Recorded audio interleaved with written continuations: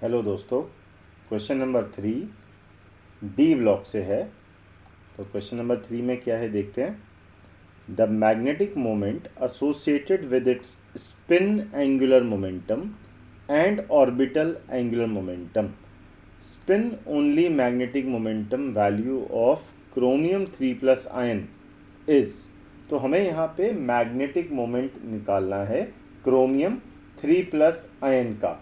इसके लिए हमें ये स्टेप्स लेने पड़ेंगे और इसमें जो मेन फॉर्मूला है मैग्नेटिक मोमेंट निकालने के लिए वो है mu is equal to under root of n+2 Bohr's magneton. ये हमारा मैग्नेटिक मोमेंट की यूनिट होती है। अब क्रोमियम जो होता है उसका एटॉमिक नंबर होता है 24 और ये जो इलेक्ट्रॉनिक कॉन्फ़िगरेशन होती है वो एक्सेप्शन होती है। तो ग्राउंड स्टेट में जो इसकी कॉन्फ़िगरेशन है वो है 3d5 4s1। ठीक है, तो इसमें आपने 11th में पढ़ा होगा कि ये हाफ फील्ड ऑर्बिटल बनाने के लिए 3d5 होता है।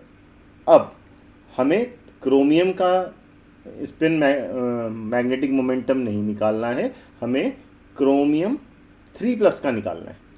तो क्रोमियम 3+ का क्या मतलब हुआ कि उसमें से 3 इलेक्ट्रॉन रिमूव किए गए हैं। तो जब भी इलेक्ट्रॉन रिमूव करने होते हैं तो आउटर मोस्ट शेल से पहले करते हैं। तो इसमें आउटर मोस्ट शेल कौन सी है? 4s। तो 4s में कितने हो जाएंगे?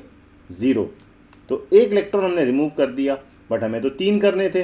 तो कितना हो जाएगा? 3d से में जाना पड़ेगा अब हमें। तो इसमें कितना बच जाएगा? 3d 3, एक 4s से निकाल दिया और 2 3d से निकाल दिए।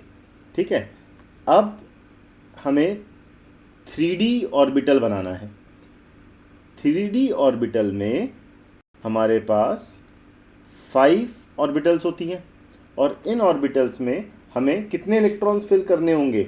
3, बिकॉज क्रोमियम 3+ में कितने रह गए हैं? 3 रह गए हैं। तो इस 3d ऑर्बिटल में we will fill 3 electrons as per Hund's rule. तो ऐसा करने पे हमें कितने अनपेयर्ड इलेक्ट्रॉन दिखाई दे रहे हैं यहाँ पर? तो अनपेयर्ड इलेक्ट्रॉन है यहाँ पर 3। तो यहाँ पर ये जो n है 3 है, तो हम जो हमारा फॉर्मूला हमने सबसे ऊपर लिखा था उसके अंदर ये जो n होता है वो होता है नंबर ऑफ अनपेयर्ड इलेक्ट्रॉन। तो अब हम म्यू आसानी से निकाल सकते हैं, मतलब magnetic moment, spin only magnetic moment आसानी से निकाल सकते हैं। तो वो कैसे निकालेंगे? तो हम सिंपली n की जगह 3 रिप्लेस कर देंगे। तो 3 + 2, तो कितना आ जाएगा ये? 3 × 5 and that would be how much? That would be under root of 15।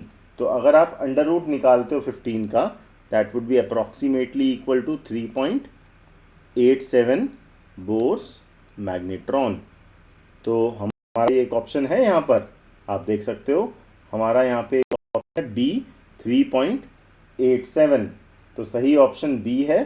तो हमें यहाँ पे एक तो एक्सेप्शन का ध्यान रखना था और फॉर्मूले को याद रखना है। कौन सा फॉर्मूला?